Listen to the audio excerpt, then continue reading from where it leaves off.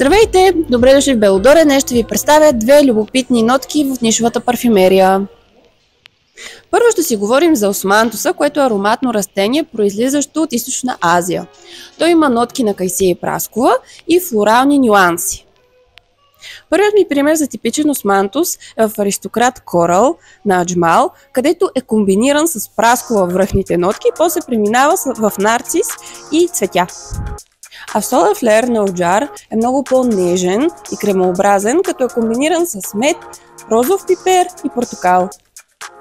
Втората нотка е ирисът, който е пудрен и мек елегантен аромат, който се извлича от корена на самото растение. Много рядко се извлича от самия цвят на растението, тъй като не е толкова силен.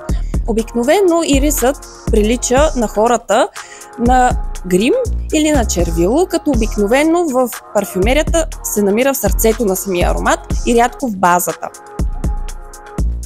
Примерът ми за типичен ирис е в Пантея ирис на Стефан Хъмбърт Лукас, където е комбиниран с виолетка, цитруси и жасмин.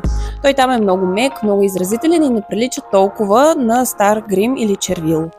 Другото ми предложение е в Екликс на Тициана Теренци, където е комбиниран с ваниля, бадем, лимон и се усеща много по-кремообразен и нежен.